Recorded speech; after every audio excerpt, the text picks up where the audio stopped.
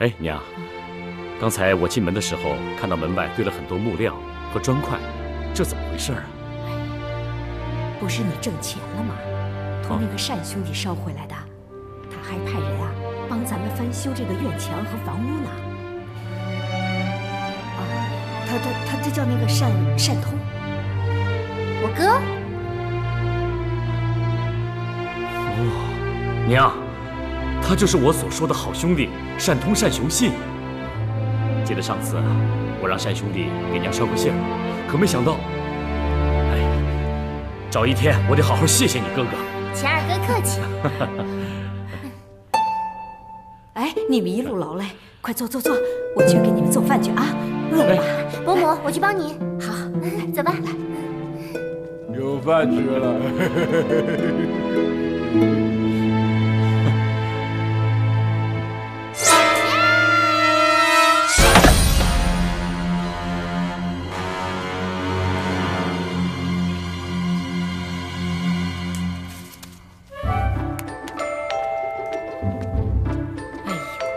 菜可不是这么切的，哎，你看，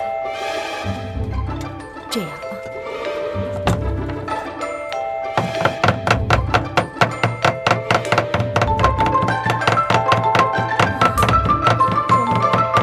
您才是食道的高手啊！这是我们妇道人家呀，应该会做的。等你以后进来呀，你也就该会了。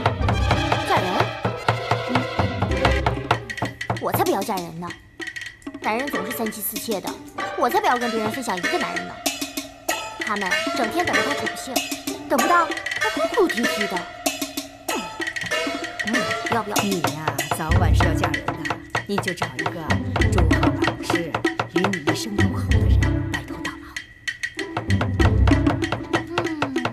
要是非得嫁一个人的话，他要是对我不好，那我怎么办啊？你就找一个对你好的。对我好的？娘，舅母，哎，娘，姑父让我和表弟去趟大帅府去拜见堂弟大人。那快去吧，去吧。对，快去吧啊！我在这儿学做菜呢，就留我就好了。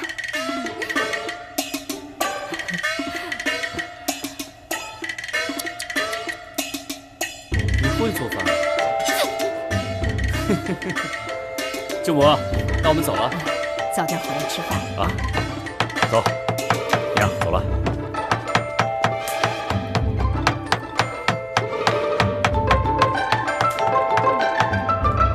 伯母啊，我们先不说嫁人的事情了，你先教教我这个菜到底怎么切呀？这屋啊，先削皮和哈哈哈哈哈！大帅，罗少宝，几年没见，你果然出落成一个英俊美少年了。世伯，你也越来越年轻了。哎，看来当年我顺口一句“含面银枪鞘罗成”，果然是恰如其分呐。哦，表弟，原来这含面银枪鞘罗成的名号是唐大帅给你起的呀？啊，坐吧，坐吧，坐吧。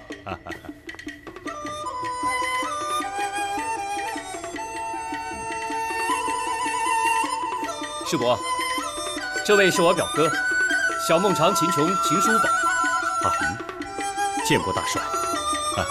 都是自家人，不要客气。坐，坐。敢问秦壮士家住何方啊？回大帅，我是山东历城县人士，在衙门里当一名马快班头。我姑父北平王让我来拜见你。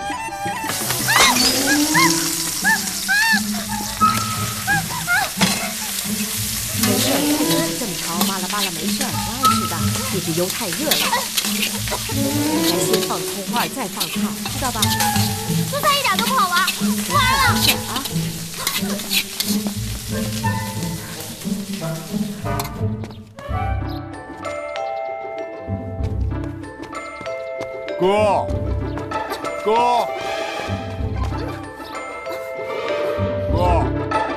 哥，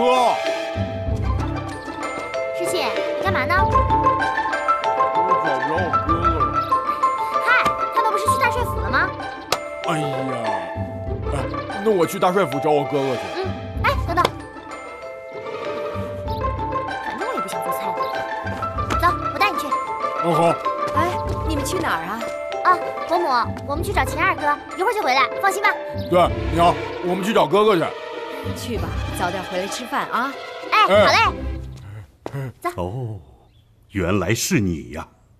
关于你在帅府任职一事，我曾经考虑过。给你安排一个棋牌官应该是很容易。我这里正好缺一个4品棋牌长，可以由你来担任。不过这件事情我不能一个人说了算，还要和山东兵马监军使来将军商量之后方可定夺。这来将军又是何人？啊，此人名叫来忽尔，是皇上的心腹。此人面粗心细，诡计多端。说是在我这儿当差，实际上是在监视我，怕我谋反。所以，我所做的一切决定，他都要参与。好，多谢大帅的器重，大帅不必为青琼为难，行则行，不行则罢，啊，不必勉强。哎，没关系。今天呢，正好我要请他来商量别的事儿。等他来了，我把你引荐给他。来，喝茶。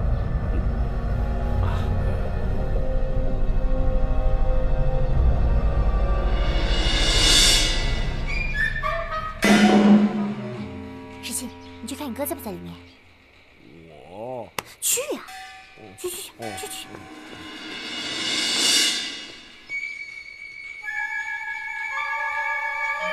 哎，站住！我找我哥，站住！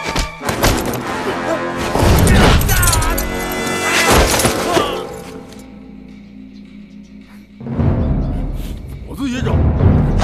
站住！我找我哥。擅闯大帅府者，杀无赦！我找我哥哥。你们干嘛？为什么不让我们进去？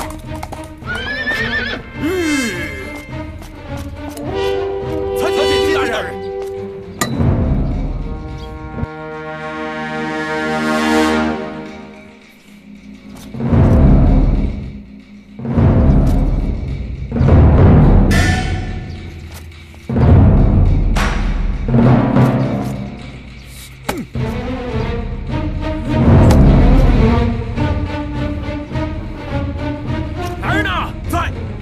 使这傻子进去！是。控制下。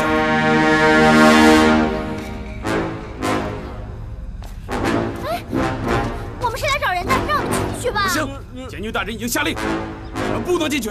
凭什么那个胖子能进去，我不能进去？我去。不行！石鑫，乖啊！他们太欺负人了，他们！我们就想找我哥哥。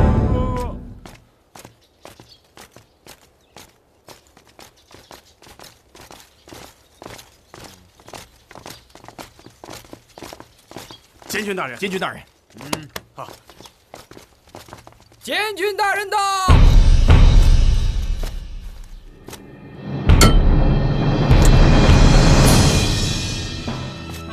来，将军，快请坐。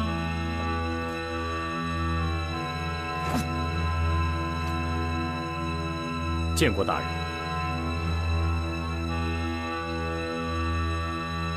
来，将军。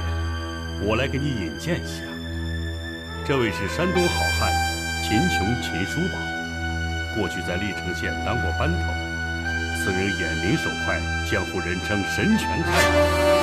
秦琼，这位就是山东兵马监军使，又是我的中军大将来忽尔。大人到来有失远迎，草民秦琼拜见大人。罢了。快搬土！这话什么意思？这位是北平王之子罗成罗少保。罗少保，不知大帅找我来，所谓何事啊？本帅今天有一事与你商议，就是这位秦琼。乃是当世英雄，现在只是县里的班头，未免是大材小用了。现在帅府正是用人之际，正好缺一个棋牌长。本帅有意想让秦琼来担任，不知监军意下如何？我说内地想来当个棋牌官怎么这么难？原来是大帅已经有了人选。也罢，这秦壮士仪表非凡，想必能担此重任。不过这大帅府人多口杂，如此草率的决定，怕是很难服众啊。将军的意思是，不如让他跟我比试比试，如果能胜了我，那定能服众。你想找打，何须我表哥动手？我来陪你玩。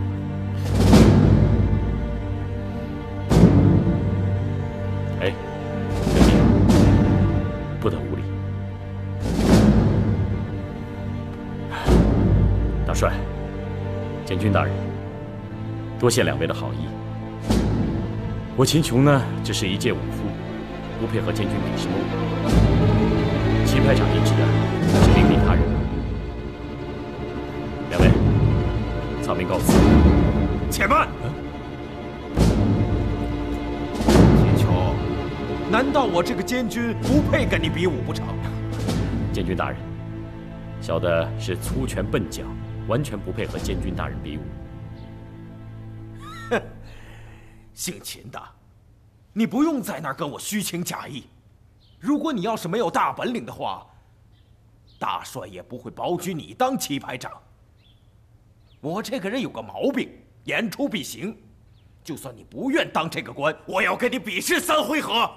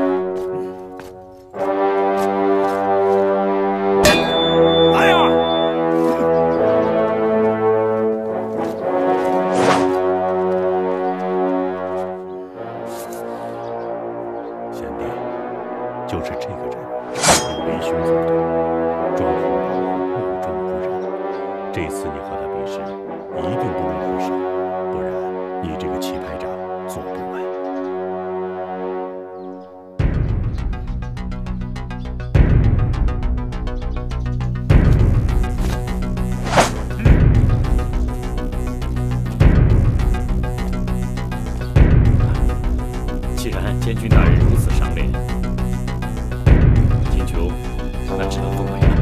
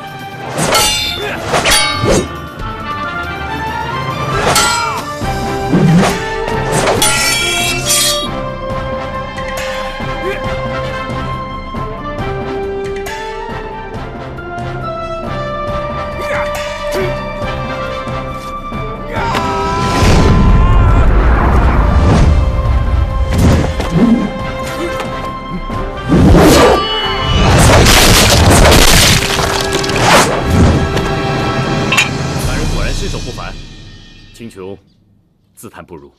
就这么点本事，还当棋牌长？本将军还没打够呢！哎，既然来将军还没有过瘾，不如我罗成陪你玩玩。就你，大哭了，别回去找你爹告状。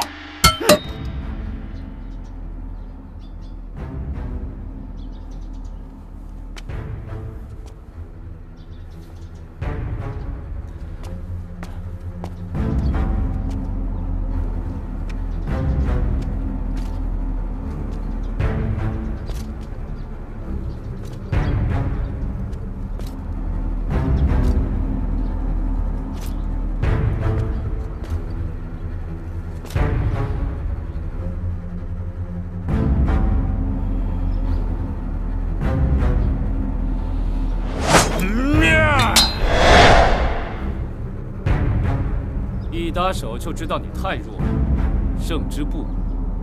这样好了，我让你一手一脚。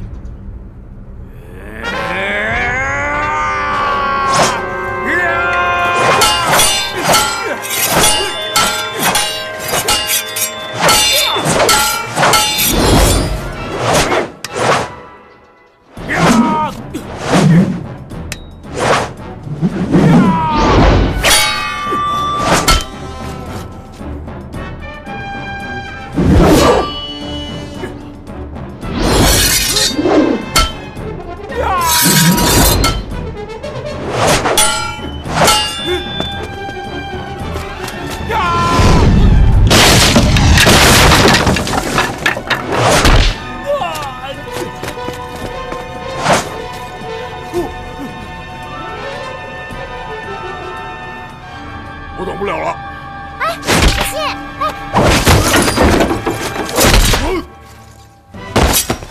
哇，石信，你可真厉害！哥哥，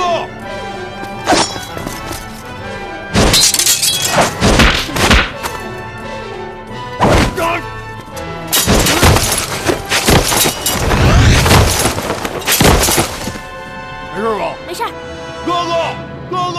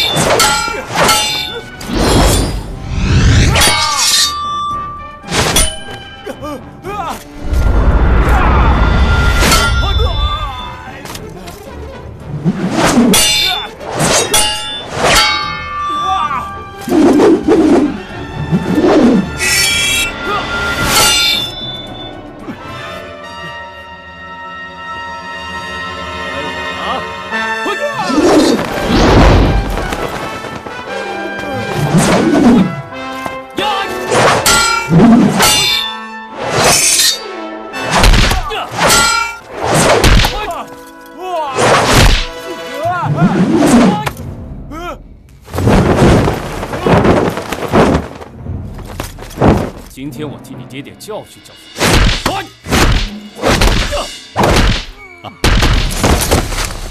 哥哥，哥哥，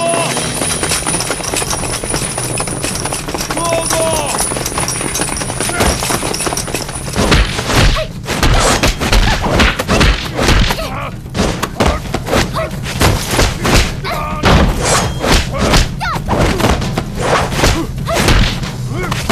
现在好多人，我们还是去找秦二哥和罗成吧。慢走！小弟，好了，好了，好了！哎呀，将军，将军，将军请起，将军请起呀！将军请起！我拼了！报告大帅，有个傻子非要进来不可，已经打伤了我们几十个兄弟，挡也挡不住。躲开！哥哥，可找着你了！秦二哥，是信，你怎么来了？世信想得哥哥了，我就来了。你擅闯元帅府邸，该当何罪？来人呐，把他给我轰出去！将军大人，此人是我的兄弟，如有得罪之处，还请监军大人不要放在心上。世信，快给监军大人赔个罪去。伯母，刚才这小胖在门口还推我，不得无礼。好，我不跟罗成打，我就跟他打。如果他要是能胜了我，我就允了秦琼的官。你打不过我，就想欺负他是吧？就是，有本事跟我打。监军大人，我这位兄弟不是习武之人，未曾学过一式半招，请大人不要把他的话放在心上啊，千万不要当真。一言既出，岂可反悔？我就要和他打。也罢，秦兄弟，既然监军大人发话了，那就让他们比试比试。放心吧，哥，这小胖子还没阿花厉害呢，可把他脑袋拧下来。不得胡说！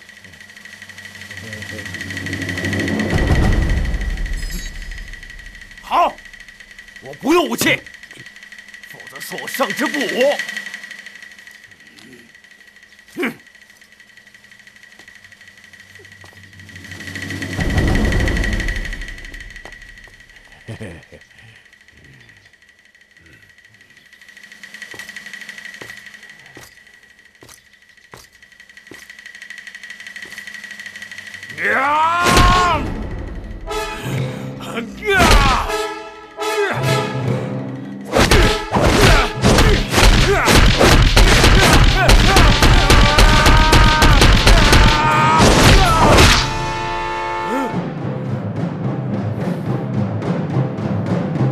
你是铁打的吗？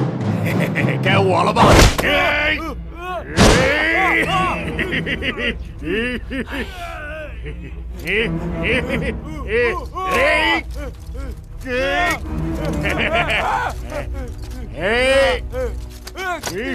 拧你脑袋！不能拧脑袋！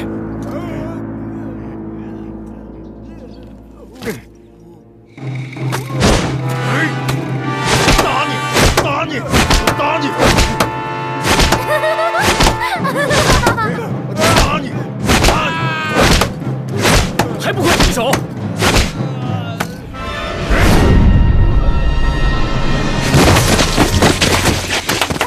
是小样的。哥，我打赢了。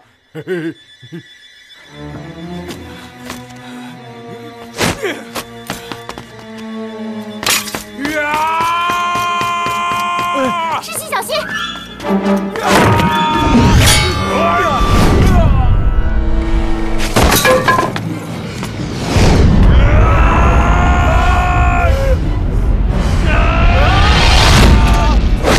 快住手！监军大人，我这弟弟不懂事，得罪大人，还望大人恕罪啊！秦壮士不必客气，贵兄弟果然武艺高强，在下领教了。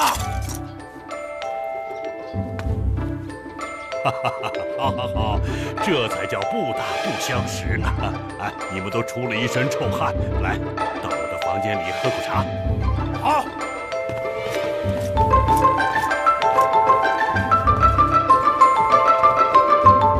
来将军，你看秦琼担任4品棋牌长一事，你还有什么意见吗？不管。来将军很少赏识人啊。秦琼，还不快谢过来将军！多谢监军大人赏识。哎呀，大帅，我还有公务在身，告辞。我就不送了。哎呀！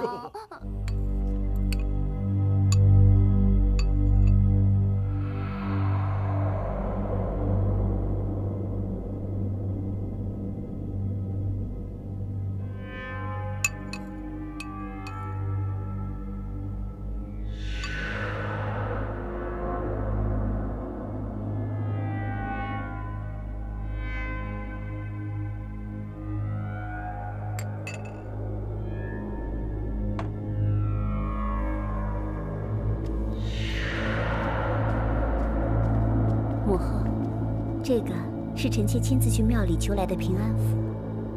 方丈说，如果把它放于枕下，再诵经7749天，便能去除疼痛，早日康复。谢谢你。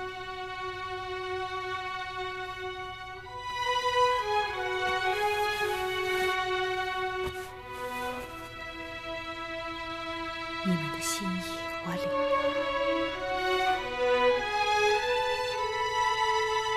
宁儿，儿臣在。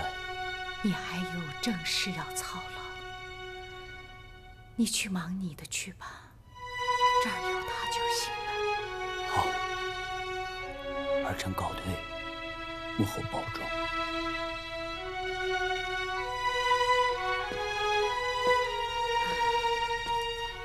扶我起来。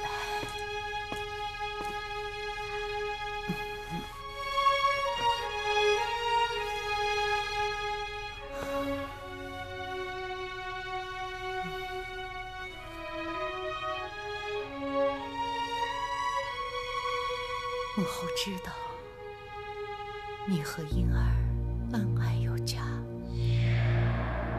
可是母后还是要提醒你，婴儿今后必定是做皇上的人，你也会成为大隋的皇后。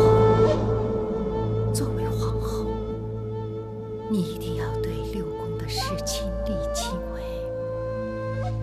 不要见手于人，明白吗？臣妾明白，臣妾一定好生照顾殿下。我说的话，你还是没有明白。母后要你好好的看住婴儿，这样皇子就会由你一人所生，也就不会再发生为了政权夺势那些异母兄弟相互残杀了，知道吗？臣妾谨遵母后的教诲。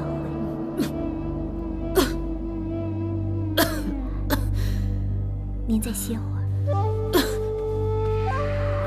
异母兄弟相残，难道为了皇位，同母兄弟就不相残了吗？这个独孤皇后也太天真了。我萧媚娘可比你聪明多了。叔宝啊，哎，这次在路上不会耽误很久吧？啊，娘，您放心吧，这回啊，我是奉唐弼大帅之命，去京城给越王杨素送寿诞贺礼，过不了多久，胎儿就会回来。既然表哥要去送寿礼，我就同表哥一同离去。就待到9月初9您大寿之时，成儿再过来看你。成儿，代我向你父母问好。舅母，你也保重。哎，世信啊，哥哥不在家的时候得听娘的话，不准到处乱跑，不准让娘担心，听见了没有？是哥哥，那你得早点回来，要不然的话，我背着娘找你去。娘，您可要多保重啊。哎，一路上当心啊！来，当心。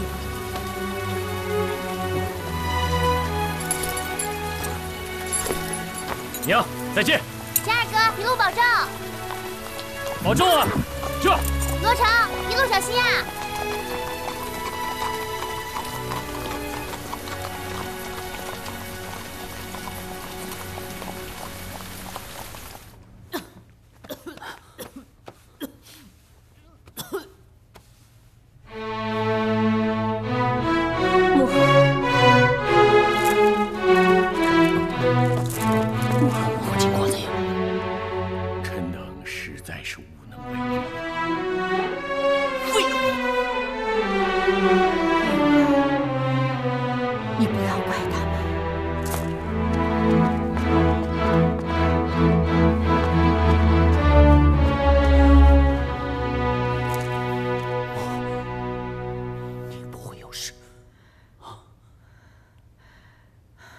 母后，怕是时间不多了。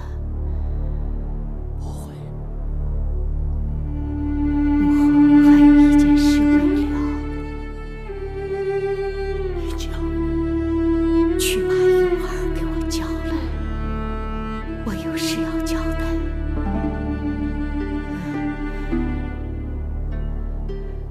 去呀！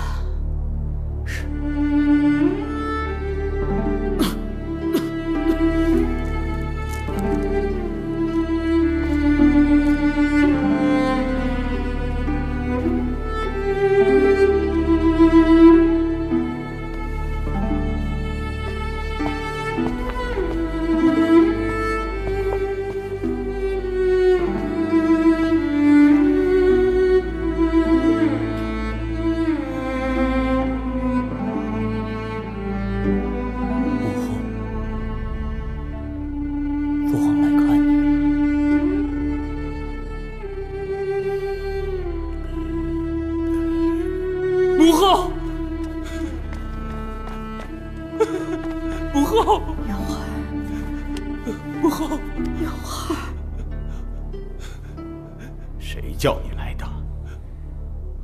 儿臣是我叫他过来的。我已经这个样子了，想看他一眼都不行吗？不管他做错了什么，他也是我的儿子。永儿。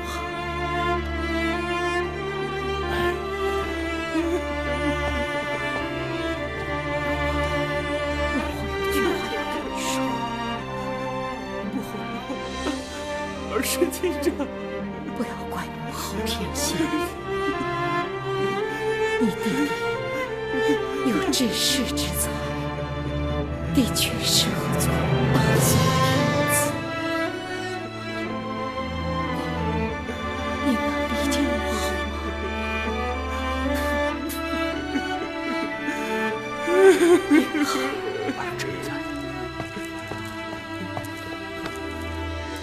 年好，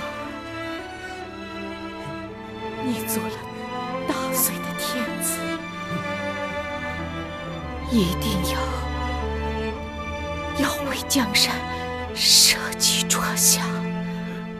等你登基的时候，大赦天下，就把永儿给赦了，放了他。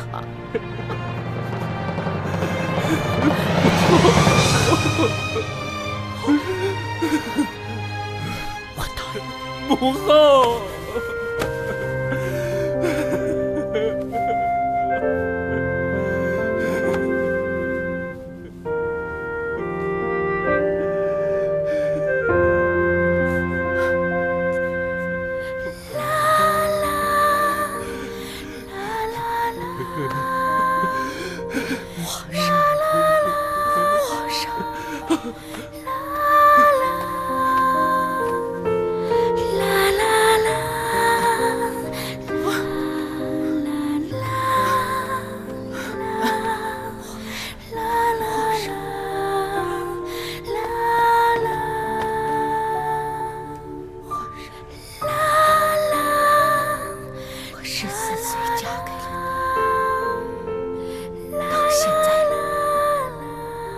已经45个年头了，全天下的人都认为我是这世上最幸福的人。我得到了皇上的恩宠，又是这一国之母，应该懂得满足了。皇上，你知道吗？我这一辈子最羡慕的，就是那些过着清贫的生活、相互恩爱的平凡夫妻。我这一辈子最爱的人就是你。恨的人也是你。你为什么对我这么狠心？如果还有来世，我绝不入宫，使得你不负我。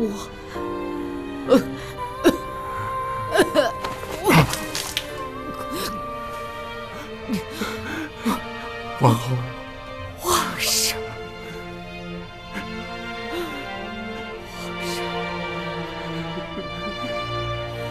皇上。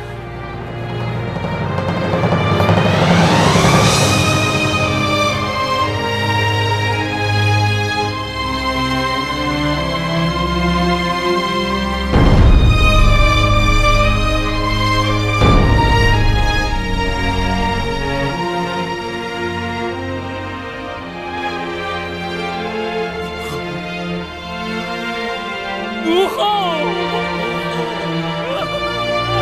皇后。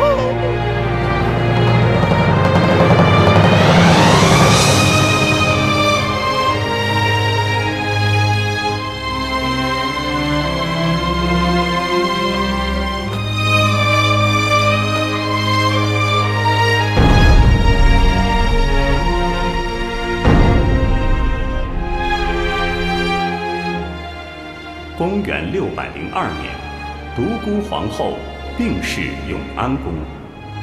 同年，文帝也一病不起，遂移居仁寿宫养病。朝中事务逐渐交由太子杨广处理。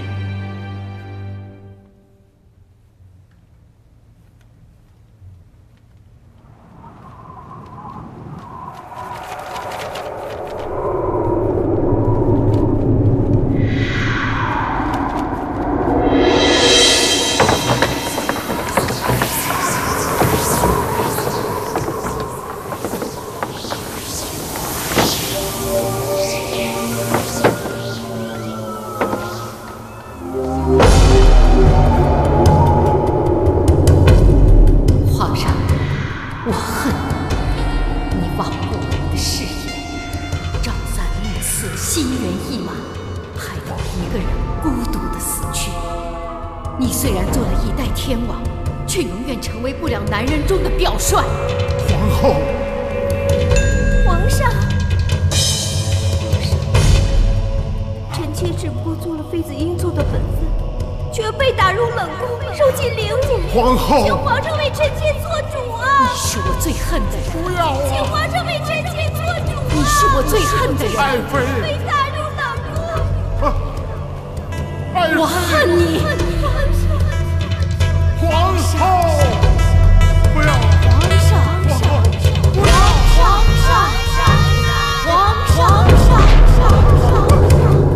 要！皇上，你又入梦了。父皇，方才儿臣听你在梦中呼喊母后的名字。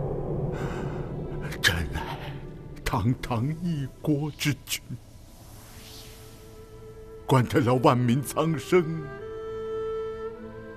却管不了一个家。父皇，这不过是梦而已。这不是梦。他若在孤独中死去，朕在他病危之中，也不能陪伴他身边。父皇节哀，节哀。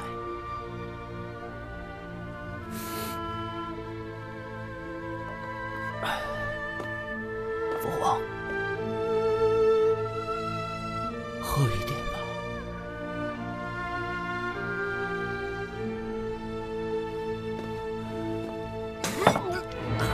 皇上，皇上，皇上，赵御医，是。皇，没事的，没事的。父皇，父皇，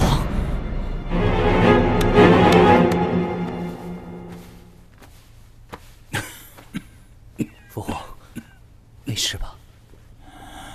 恐怕我这病你母后怨我，这是报应。我想过段时间去仁寿宫静心休养，到时朝中的事情就交由你来处理，一定不要让父皇失望。父皇，儿臣还有很多事情要向您请教，您不要老这么说话。您的病养养就好。父皇看得出，你对朝中的见解有很多都在父皇之上。父皇相信你将来一定是个好皇帝。如果你碰到什么难题的话，可以过来找父皇。是。皇上，按照您的吩咐，宣来了乐公大人和高大人，请他们进来吧。按照您的吩咐，宣来了乐公大人和高大人，请他们进来吧。是。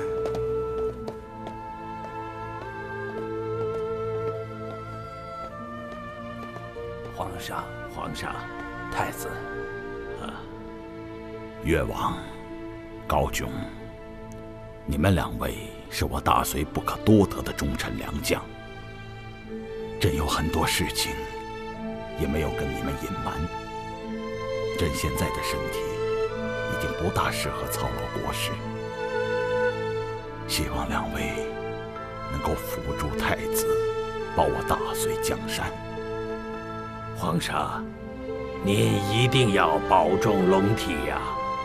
可是，太子，皇上，我等一定不辱使命，全力辅佐太子殿下。至于朝中之事，太子经验不足，每逢初一十五，他会向我上报朝中之事。你二人如若见他有言行不当，也可禀告于朕。皇上用心良苦，相信太子殿下一定会成为未来的明主啊！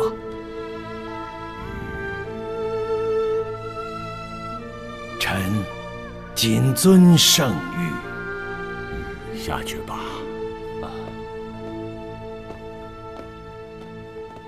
父皇，儿臣觉着应该找一个妃子来，日夜侍候您，否则儿臣放心不下。宫里的妃子，我一个都不想要，也不敢要。父皇，你过虑了。就这样吧，叫宣华夫人吧。朕以后就让她来服侍吧。好，那儿臣现在就去冷宫把她接来。父皇稍等。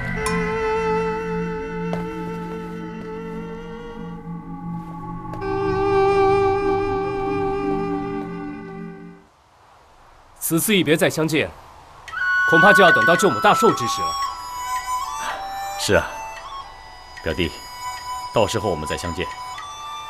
保重，保重，表哥。驾！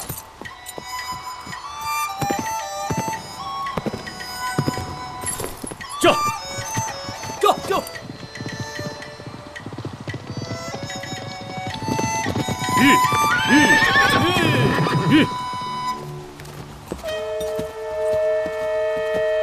大人，你看那是怎么回事？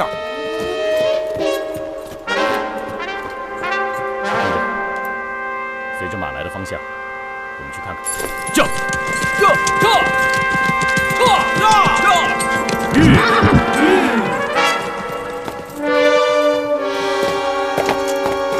快来帮我！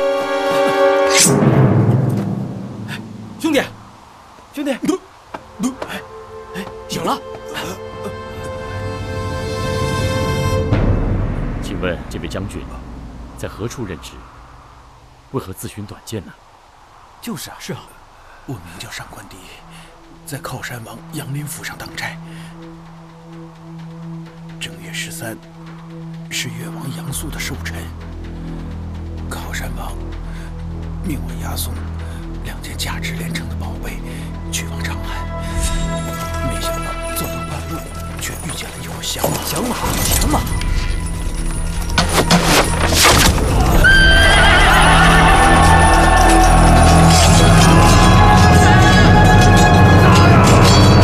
宝贝被2个山大王抢去，2个营官被活捉，其他兄弟也被杀散。我独自担起脱险，心想宝贝丢了，我再无颜回登州复命，万般无奈，才上吊自缢呀。上官将军，请放宽心，既然我等路过此地，当不会坐视不管。对，上官兄弟，我等会把你丢失的宝贝给找回来。不过，你得答应我，千万不能够再自寻短见呀！是啊，兄弟。好，大人，我们还要赶着去送寿礼呢。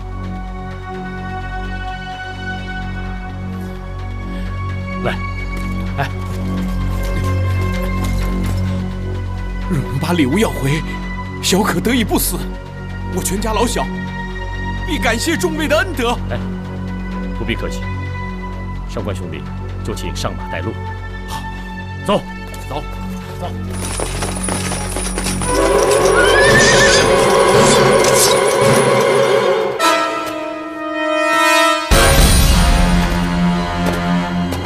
秦大哥，就是他们。小子，上回饶你一条狗命，怎么着？我看看，还搬来救兵了。这位兄弟，还请高抬贵手，将这位将军所押之物还与他吧。好啊，要回礼物行啊，那就一锤。闭嘴！一锤的，我给你们砸成肉饼，让你们尝尝我的厉害，晓得吗？有，给我抬刀备马！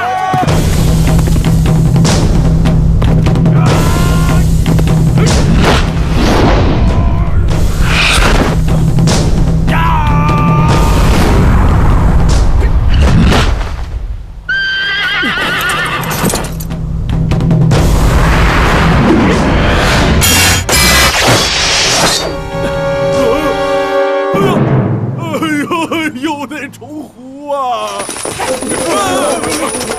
小子们，赶紧跑吧！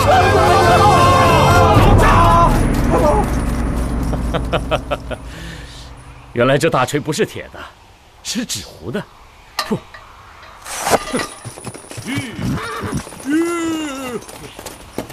大哥，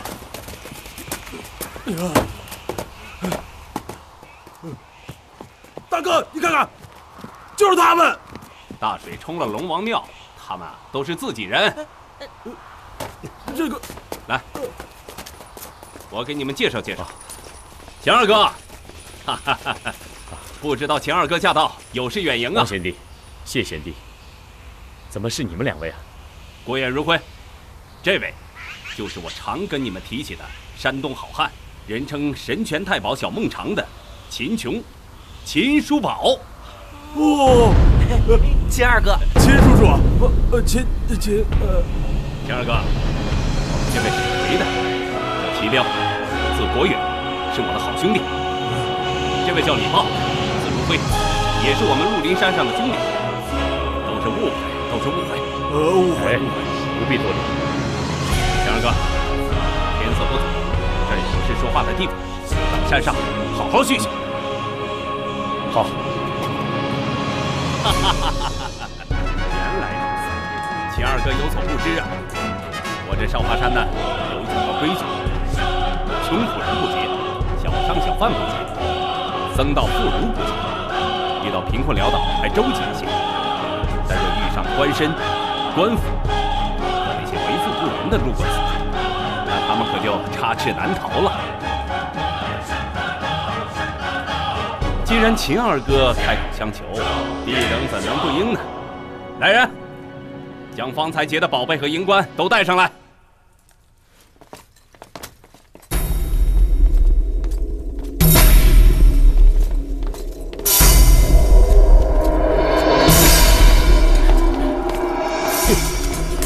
着什么急啊？少不了你的东西。就是。是那珍珠灯跟3星白玉人，没错。多谢秦大哥救命之恩呐！哎，来，哎，上官兄弟，快起来！兄弟，你要谢，就谢寨主大人。多谢寨主。若不是看在我哥哥份上，绝不可能这么便宜了你。你们也不打听打听，本寨和你们官府仇深似海，要不是因为秦大哥的面子，上了山的东西是不可能发还的。你们今后可别忘了我秦琼哥哥的恩情。是。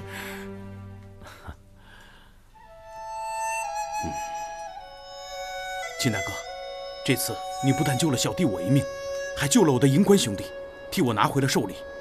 如此大恩，小弟理当回报。只是小弟现在还有亡命在身，不宜逗留。秦大哥的恩情，小弟谨记在心里，他日必舍命相报。上官兄弟不必言谢，我是当过差的人，深知当差的不易。上官兄弟，趁现在无人阻拦，赶紧上路吧。秦大哥，后会有期。哎，如果以后遇到困难，千万不要想不开，记得来找我。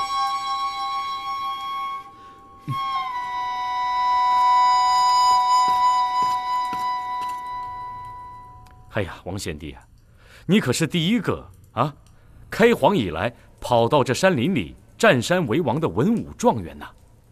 秦二哥，当年要不是因为我一刀杀死那贪官刘大鹏，挂印弃职逃离长安，又怎知功名之外有如此广阔的天地呢？哼，想当年，你还劝愚兄入仕，报效朝廷呢。哎，那都是过去的事了。要想通过入朝为官，来成为举足轻重、掷地有声的重臣，为民请命，那也得看看是什么样的朝廷啊！如今朝廷贪官横行，目无百姓，当做之事不做，当尽之责不尽。王大哥虽然舍弃了一身官服，却并没有舍弃掉为官者应有的正义。做响马，照样可以接济百姓。如此，做官与否，有何差别呢？哎，秦二哥，我听闻你要押送珠宝进京，不知可否帮小弟一忙啊？啊，贤弟，你我都是兄弟，有话就直说，千万别提相求二字。好，秦二哥，当年我虽逃离长安，却仍有一事未解，心中也有很多疑惑没有解开，因此还想再去一次长安。奈何潼关盘查甚严，没有官府的门庭路引，休想进长安。所以我和王大哥商量，想借秦二哥的力量把我们带进长安，不知哥哥意下如何？原来如此。哎，对了，你们想去几个人？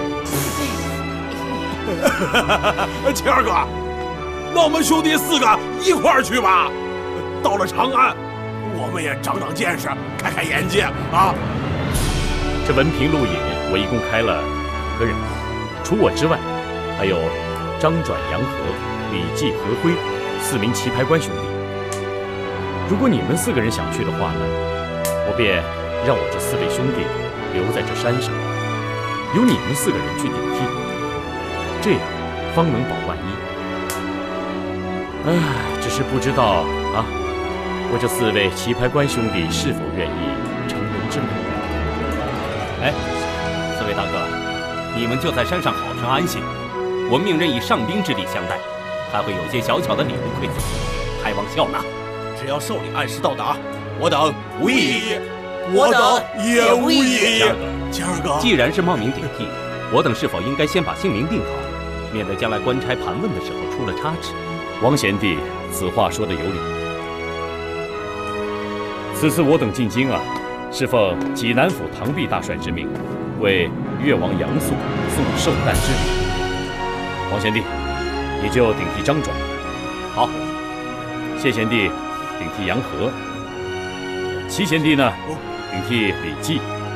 李贤弟顶替和徽，各自记好各自的名号。明日一早啊，我等便动身去往京城。要去京城了。大人，李先生到。通守大人，老生李万年久慕通守大人，无缘拜会。今闻通守大人4子聘师，故特来一试。李先生，请坐。谢通守大人。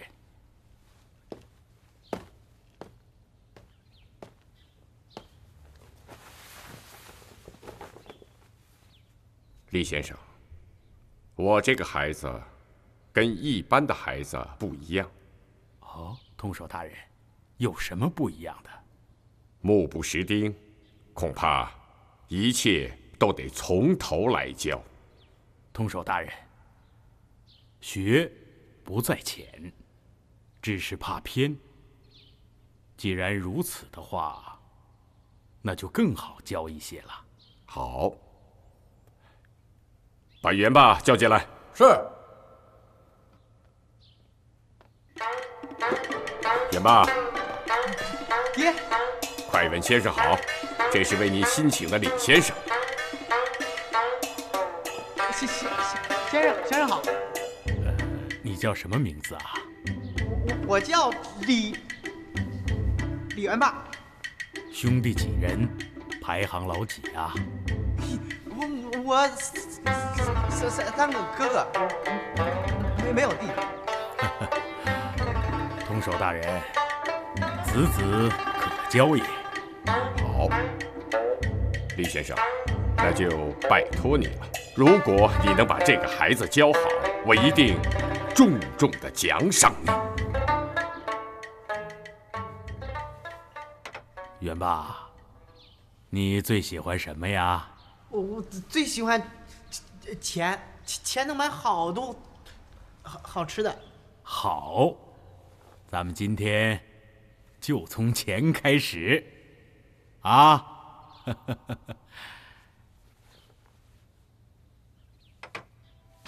你看，这个就是钱字，啊！人活着呢，就得挣钱，没钱呢，就会断了血脉，没法往下活了。是人都得挣钱，都得花钱，这个就是钱字，记住啦？记住了，都爱花钱。哎，对了，元霸，那你还喜欢什么呀？我还喜欢听三国故事。哦，那喜欢三国里的谁呀？这赵子龙，这张飞、吕布，孙权。哎呦，好，你喜欢的真不少啊。元霸，那我就先教你赵字和孙字。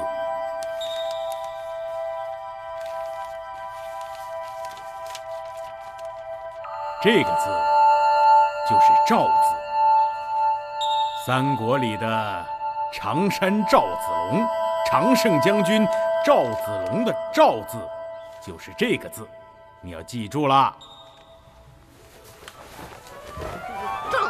哎，对，好，孺子可教也。咱们现在就教你孙权的孙字。元霸，这个也是孙字的孙，你管你爹的爹叫爷爷，那么你爷爷管你叫什么呀？叫孙子。对，哎呀，元霸呀，你可真聪明啊，越来越聪明了。好了，今天呢，咱们就教到这里啊。好聪明。哎，先生啊，你叫什么？哎呀，元霸，问得好。我姓李，我叫李万年。咱们今天再教最后一个“李”字。你看，元霸，来，老师给你写啊。你姓李，我也姓李啊。我叫李万年，你叫李元霸。你姓李，我姓李，咱们都姓这个“李”字，记住了吗？记住了。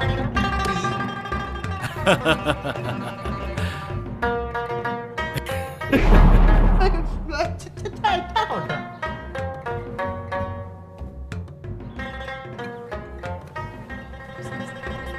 爹，元霸，先生说你学得不错，为父考考你。元霸，来，这是什么字啊？好好想想。这个字，我刚才还记得。谁？人爱什么？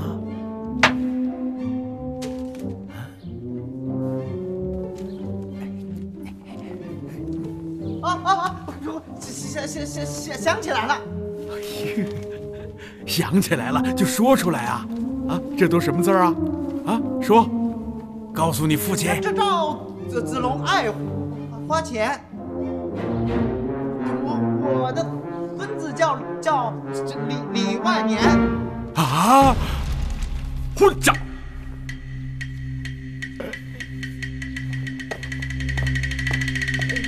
我没念错。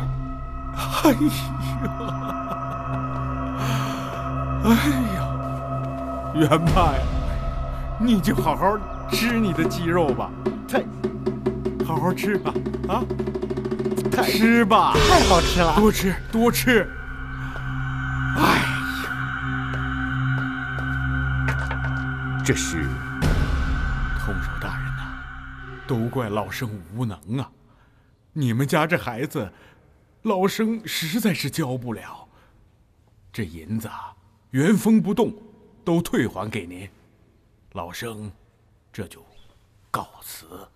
李先生，你还是把这银子拿回去吧。通守大人，您多多保重，让你们家四公子自求多福。老生告辞啦。哎，元霸，你先生，你。先生怎么走了？还不是因为你。教不好是先生的错，他教不了，我们再请别的人。哎呀，你呀，就是太疼爱他了。孩儿是娘的心头肉，我不疼他，谁疼啊？爹，你就再给我找个先生吧。我爱学。袁道士，袁道士，有失远迎，见谅见谅。元霸相貌奇异，且天生神力，绝不是一凡之人。还望李大人切莫以常规之法克扣于他才是啊。家门不幸，出此逆子。袁道士，您有所不知啊，管束尚且如此，若放任，还不知道要出什么样的状况。这世间之事皆机缘因果，过些时日呢，我自会带他到观中引导一番就是了。那就有劳道士了。岳父大人，我已经查过山西各地，可是并没有查到恩公的消息和下落。冥冥之中，自有神明的相助。你速去带人建一座琼武大帝庙，每天供奉，不得怠慢。是。哎，田二哥，哟，好，这个好，王大哥，哎，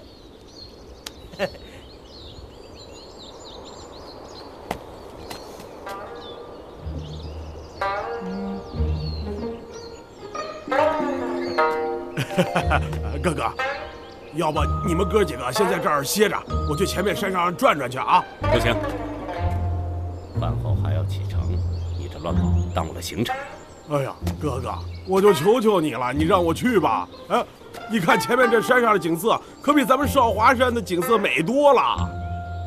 我告诉你啊，你要不让我去，我就是死我也闭不上眼啊。郭源，嗨，王大哥，哎，你看，要不这样，我看着他，我跟他一块儿去，我们跑着上山，跑着下山，不会耽误太多功夫的。哎，二哥，哎，王兄弟，这么着吧。总之我们要在这儿待一会儿，还是让他们去吧。行了，早去早回啊！谢二哥了。哎，千万不要惹是生非啊！哟，我又不是8岁的小孩儿，你这走了。哎，谢哥，王大哥，我看着他去了啊！哎，老七，这有座庙，哎，咱们进去看看。看就看看，谁怕谁呀？走。哎，这，哎，陆辉啊，你识字儿，你给咱念念，上面写的啥？穷武大殿。穷武大殿，啥意思啊？这个我还真不知道。你不知道，你还说自个儿认识字啊？哎，是你说我认识字的，哎，是你问的我，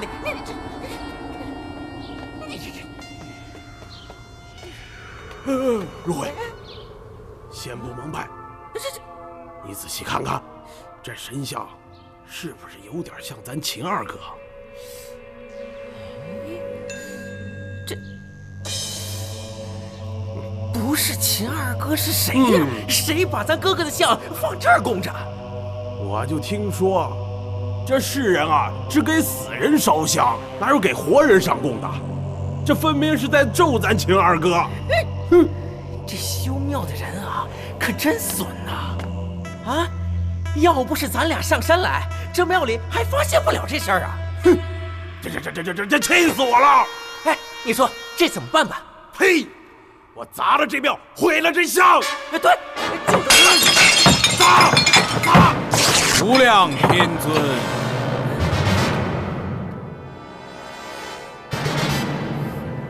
哎呦喂！无量天尊，从哪儿冒出来这么一个牛鼻子老道啊？我就奇怪，哎，这明明是个庙，你个牛鼻子老道啊！你不好好待在道观里，你出来瞎转悠什么？无量天尊，心中有道，眼中有道观。我只是应人之邀，暂时住在这个庙里。不知二位壮士为何在此破坏神像啊？砸了怎么着吧？我与二位素无纠葛，二位如何出此狂言？哼，出言不逊。我还告诉兄弟，你还别拉着我，我今天非得教训他不可。少啰嗦，先放倒你再说。对。哎，贫道并不善于打斗，怕了。倘若二位非要较量的话，我倒有一个办法，让二位口服心服。不过，要是你们输了，就乖乖认错，不许再到庙中无礼。你倒是说看，哎，怎么让我们心服口服啊？你画出个道。二位，请随贫道来。还叫我们过去？谁怕去吧，谁怕谁呀？来，走。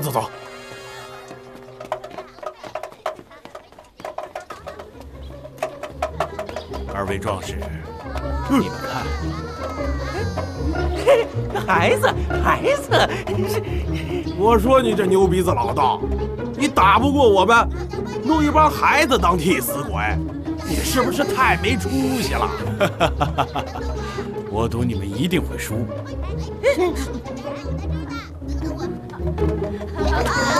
娃们，来，听我说。什么事？我告诉你们，你说这老道玩的是什么把戏啊？什么把戏？他爱什么把戏什么把戏，他大不了是想让孩子缠着我们，自己好脱身。哎呦，我们别上了他的当啊！兄弟，放心吧，哥哥我在这儿给你官敌料阵，你就踏踏实实的上吧。一定按照我说的做，你们都记住了。好。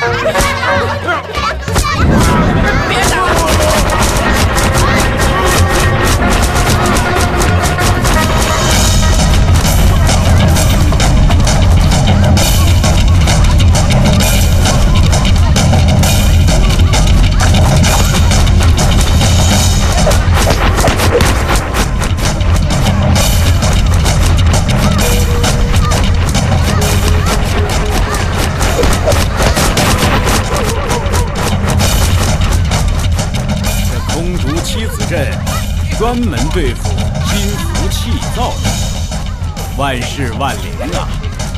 抓住一个，还不放手！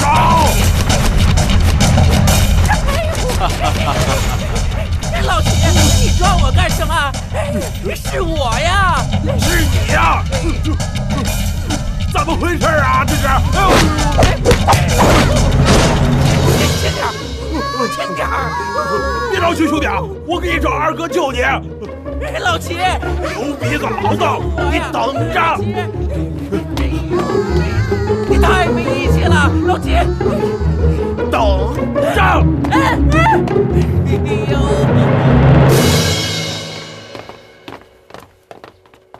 道士，在下柴少，我家四爷又病了，在家中大闹不止。谭国公特让我请您回去。柴大官人，我这就与你前去。不过此人破坏琼武大帝神像，意图不轨，你替我押他回李大人府上问清缘由。好。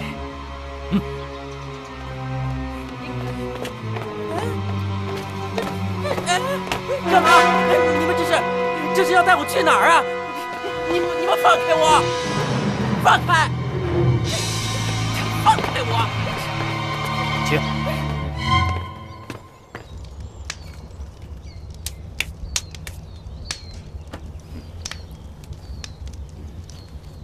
王大哥，秦二哥，怎么了？几位哥哥，哥了不得了！李如辉被人给拿了！什么？快去救他吧！怎么？带我们去看看。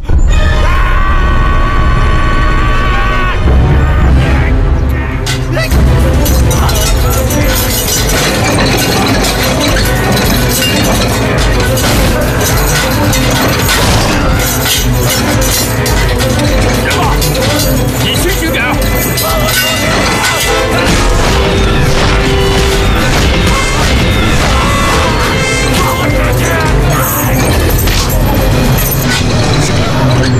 不然，还是把他放出来吧。不行，现在四弟正值狂躁之时，若是现在将他放出来，很有可能急火攻心，无法献出，反而把他的脾脏内气全都伤了。再等一等，徐道士马上就到。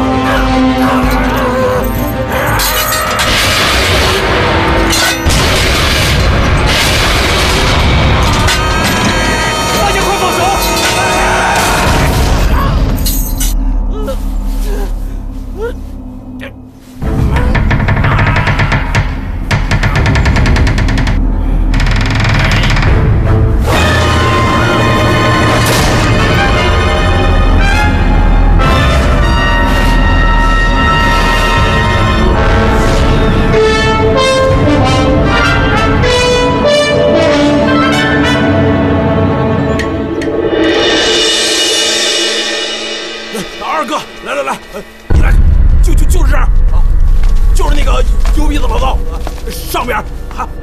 供着你的像呢。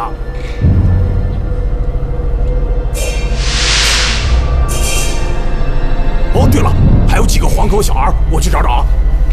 王大哥，你们看看。哎，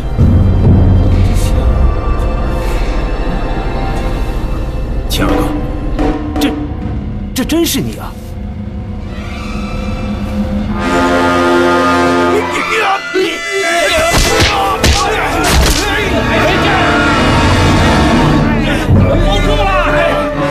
把他抱紧！元霸，我是你哥哥士兵，听到了吗？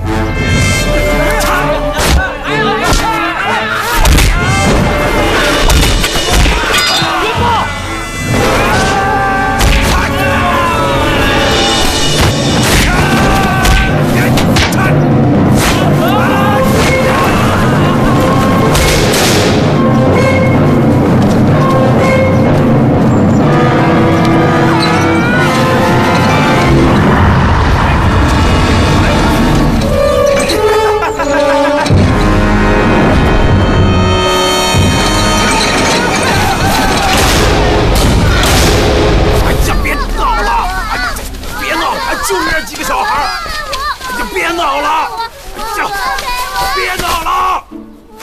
这个小孩，那个牛鼻子老道跟他们说了几句什么话，他们就学会布阵了。就是他们亲走了李如辉。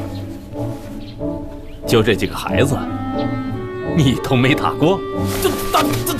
七兄一定是遇到高人了。小朋友，告诉我，我们要找的人在哪儿？柴大官人带他还有那位道士去了唐国公府。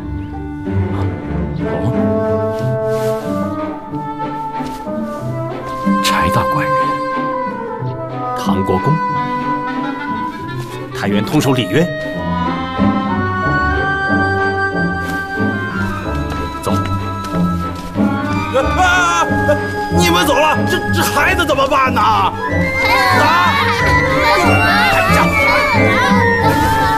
行了，哎呀，你们走吧。无量天尊贫道拜见李大人。徐道士，你总算是来了。小儿元霸，继上次突然恶疾之后，力气变得愈发的大，发病时已经完全认不得我和市民了。道士，别伤着少爷。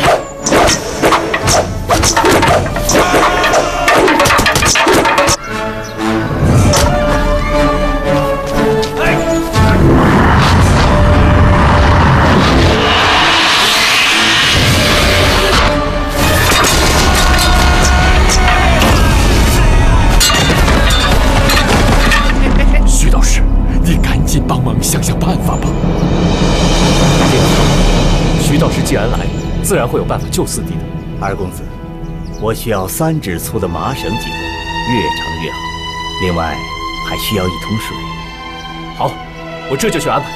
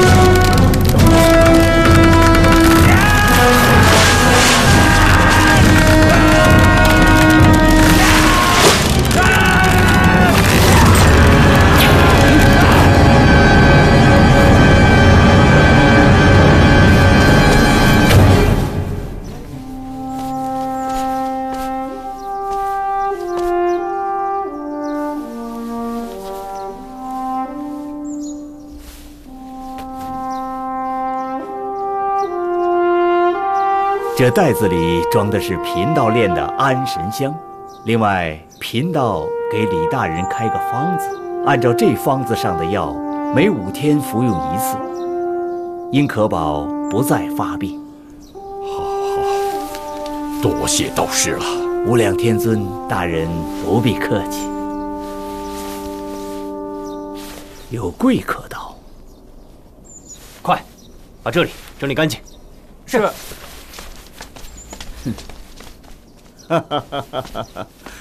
无量天尊，秦二哥近日可好？久违。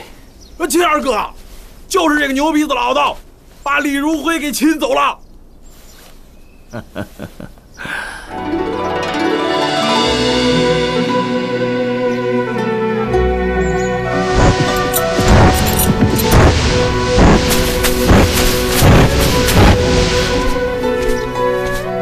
恩公，请受我一拜。